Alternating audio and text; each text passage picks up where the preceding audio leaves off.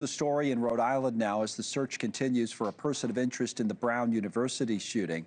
They have released new images today of an individual who may have been near the potential suspect. These are the images. So that came out today.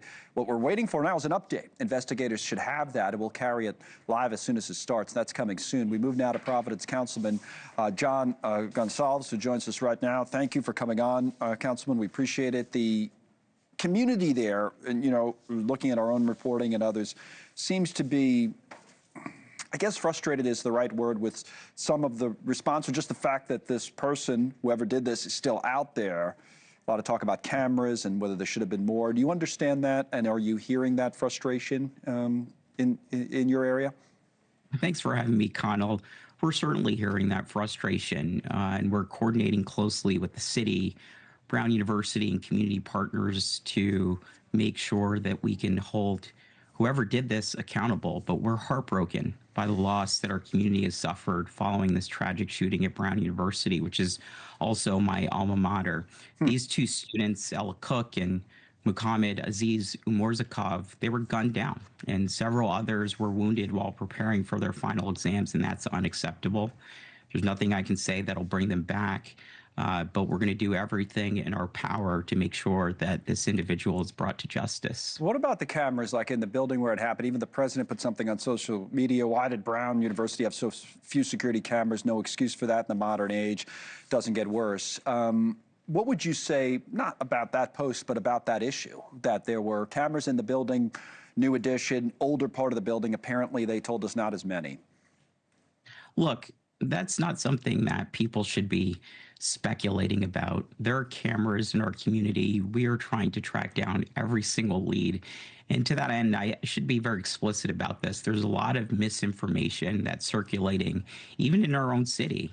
There's high anxiety at the moment, and there are AI-generated images and unverified claims that are. So what do you mean by misinformation on that, so we're clear? Because I'm going on the news conference last night when the state attorney general came up and said, well, in certain areas, including the area where the shooting itself took place, they didn't have footage. Yes, and I think federal investigators and local law enforcement, they're combing through a lot of footage at the moment, but there is also a lot of irresponsible and very dangerous content that's being put out there. As my great Senator Whitehouse said, this stupid and ill-informed things that are being put out there. We just need people to kind of shut up on that. This false information is only distracting from the investigation and harms families and innocent individuals. We're combing through as much footage as possible. We're looking at a lot of camera footage, but we need folks to let the Providence Police Department and the FBI do their jobs, and for folks to stop sharing unverified content, because that misinformation is rampant. No, I hear you on that point, and that's always true, especially in this day and age with so much stuff just put out on the internet. I hear that point, but are you saying you've seen footage that the rest of us haven't seen? Is there more footage that's going to come out? I mean, what are you hinting at, if anything? Well, I can't speak to that. The situation remains active and evolving. Law enforcement agencies, as we've shared, including the Providence Police Department, the FBI. I want to thank Director Patel for his help here, and state partners continue a coordinated manhunt for this person of interest.